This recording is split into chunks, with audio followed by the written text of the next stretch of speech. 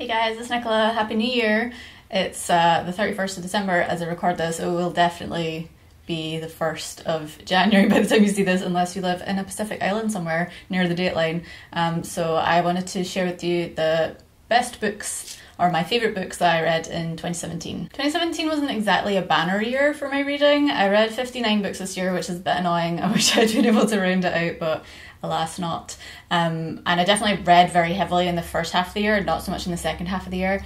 It depends how you want to count my favourites for the year. I think I have like a top 6, and then I have some honourable mentions that I want to talk to you about as well. But the thing that coloured my reading this year is that I found a couple of authors that I really love. So I made a couple of new discoveries, which was really nice. So I kind of have 2 to 3 books from 2 new authors that I loved, and then 2 novels that I really loved from different authors, and then I have a few kind of honourable mentions as I mentioned. So I guess I'm just going to dive right in. I'm going to start with, what did I read first? I think the first thing that I read, that I've mentioned a couple of times, is Eve Babbitt's. This book is called Slow Days, Fast Company, The World of Flesh in LA, and it's a non-fiction book. It's an interesting format. It's kind of written as letters to an old lover, or someone who could have been a lover. It's kind of like, I'll show you who you could have had, kind of thing. So it's kind of difficult to categorise, but I was really taken with Eve Babbitt's style and her prose. Her personality really shines through in her writing. She is an LA girl through and through, and since I live in California now, I was kind of in the mood for something like that. So I really enjoyed this one. And then later in the year, I also read another book by her called Eve's Hollywood, which is considered a novel, but you can definitely see the autobiographical aspects of it. It kind of feels like an autobiography that's turned into a novel, like midway through, but it does have like some really charming aspects about it. So I had a hard time with that one, but then I read this one, which was re-released this year. It's called Sex and Rage, which is definitely a novel, and it's about a character called Jacaranda who lives in LA in like the 60s, I want to say. Maybe the 70s, and she wants to be an author. She starts out by selling surfboards, and then later on decides that she wants to write, and so she finds an agent in New York and struggles with alcoholism, but eventually she goes to visit New York to visit like her new contacts, and it's really about like a star on the rise and being kind of inside her mind, dealing with insecurities and troubles and just kind of trying to work things out. It felt very real. Like, I'm sure a lot of this was drawn from her true experiences as well. It was re-released this year, so you can tell that it's like still pretty relevant. Like, this publisher seemed to think so, and I think so. It's just a really vibrant book. I probably haven't really done it much justice. I feel very rusty today, but it just felt like real, and it felt like relatable, and I just really enjoyed it. So Eve Babbitt's is definitely a voice I enjoyed this year, and this I would say is my favourite if you're going to start reading some Eve Babbitt, so I definitely recommend you start here. I think it's a great place. Another author I got to know this year is Dani Shapiro. I mentioned her book Hourglass probably like in my mid-year wrap-up. I think I did a tag or something like that where I talked about Hourglass. The subtitle is Time, Memory, Marriage. She wrote this while she's in her late 40s to early 50s. I'm not sure if she's 50 yet, I think she is. And it's a memoir about kind of middle-aged really, and I can't say I remember it that well, but partly because I went back and read her other 2 memoirs. She has 2 others. The first one is called Slow Motion, which is kind of, I'm not sure when she wrote it, but it's about her experience in her early 20s when she like dropped out of college. Her parents were in a massive car crash, and later her dad died kind of as a result of the car crash, and then her mother survived it. She was also having an affair with a much older man who was like a friend of, or a father of a friend of hers, and she was just like in a messy place. And so this is her looking back at her memories of that time from like later in life. You can tell that she's reconstructing a lot of the memories, but it's very vivid and very clear, and it has a great through line. It's almost like the story that you would want it to be. Like, it's messy, and she went through some really horrible things, but kind of came out the other end, I guess. Essentially trite, but she just writes with such clarity, and even though it's like a polished version of events, you can tell that it's been like edited, and there are little details that come back later on. It's just like really thoughtful and clear. I'm sure I've said the word clarity about 8 times by now, but I really enjoyed it for that reason. And then I went on to read her next memoir, which was the second one. It's called Devotion, and this one is a little bit more fragmentary. It goes through her, I would say, like her late 30s and early 40s. She grew up Jewish and didn't continue to practice into adulthood, at least not consistently, but she also practices yoga all the time. She sees writing as a practice, and she's inspired by like some other kind of snatches from other religions as well. It sounds like the ultimate, like, I'm not religious, I'm spiritual kind of thing, but although I'm not a religious person, and I don't really, I'm just very secular, I don't really feel like I need the reassurance that religion brings. I like to think about things a bit more straightforward, like we're all going to die someday. And so this book is a lot about death. It's a lot about how she dealt with the passing of her parents and bringing up a child. Her son, when he was born, had like a disorder of infantile spasms, so he would have seizures and it was likely to leave him disabled, but didn't, fortunately. And she talks about just like the long dark nights of the soul that she had through that.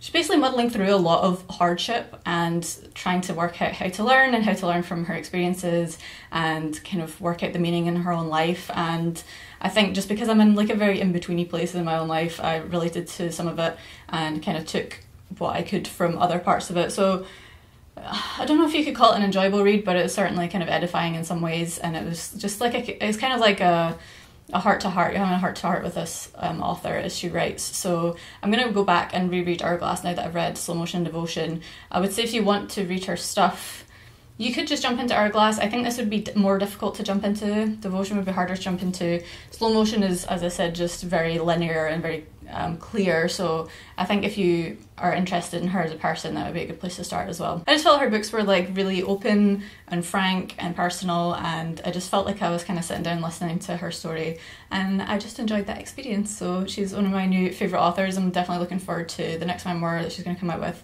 She's writing that at the moment, so who knows when that will be available, but I'm looking forward to it. Then the two novels that I read this year, the first one's a bit of a surprise. I didn't think that I would love it as much as I did, but it's Startles All the Way Down by John Green. I know that like there was a lot of people who read this right as it came out, and then there's been a wee bit of backlash, and I know that probably a lot of you will have read John Green and you probably have your own opinions about his characters and the dialogue and the things that happen in his books. I liked that the plot was a bit more understated than some of his other stories. It wasn't as grand as The Fault in Our Stars. It didn't have like the big epic road trip thing that a lot of his earlier novels had. You've probably heard a plot summary by now, I imagine, but it's about a girl called Aza who's like 16 or 17. She has a best friend, and the best friend wants to pursue this bounty that is on a billionaire who has disappeared. There's a reward for any information about him.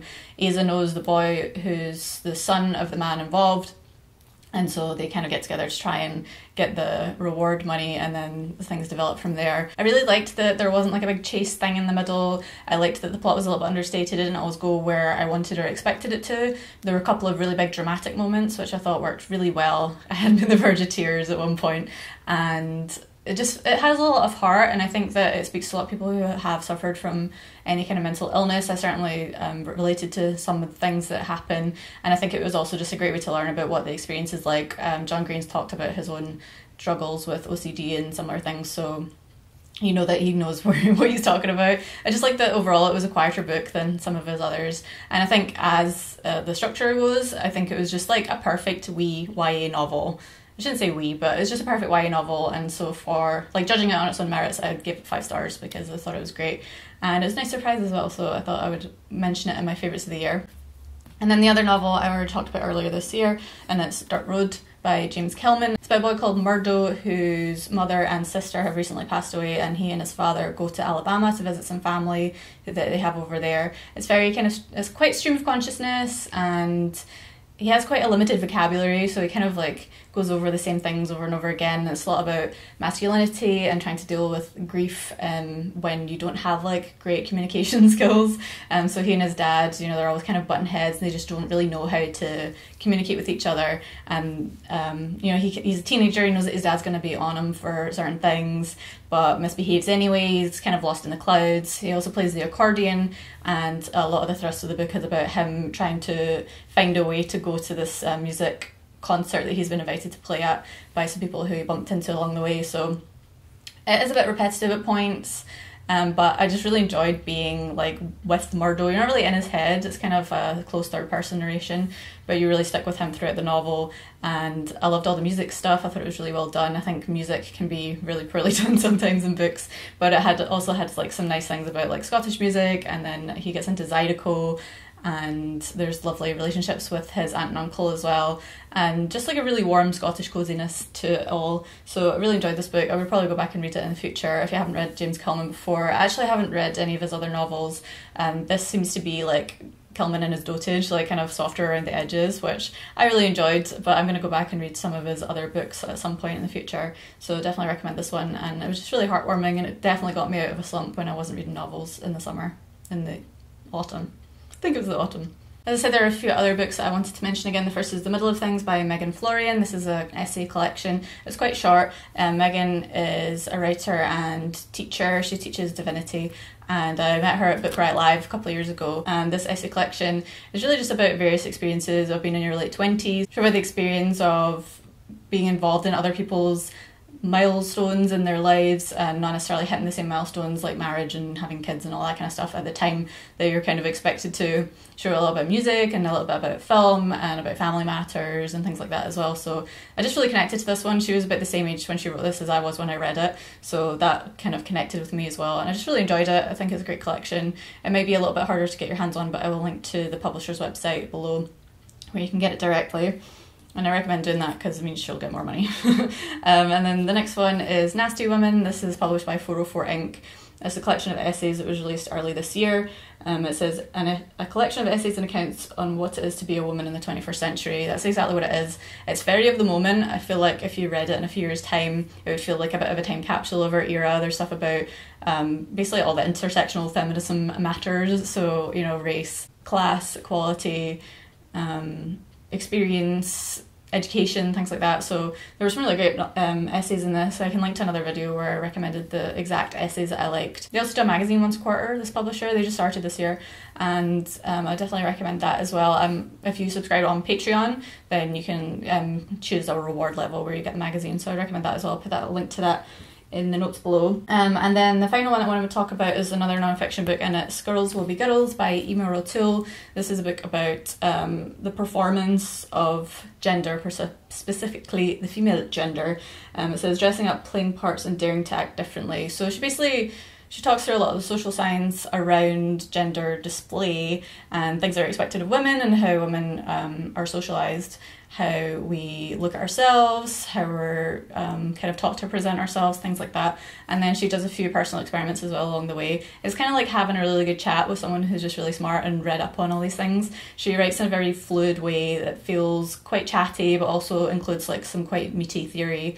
And I just like really enjoyed reading it. It was just a lovely reading experience. So if that sounds interesting to you, I recommend picking this one up as well. It was just like a really easy, pleasant read, but also raised lots of questions and gave me some things to discuss with other people. So those are my favourite books of 2017. Let me know if you've read any of these, if you're interested in any of them. If you have any questions about any of these authors as well, then do let me know in a comment. I'd love to hear from you. I'd also love to hear what your favourite books of the year have been. You can leave them in a comment, or if you've done a wrap up of your own, then you can leave me a message and just let me know, so that I know to look it out, because I've watched quite a few so far, but not all of the ones that I want to see. I'll be back with a kind of wrap up of 2017 and some of my goals for 2018, and then hopefully I will be back a bit more regularly in 2018 overall. So thanks for watching, Happy New Year, and I'll see you in the next one. Take care, bye bye.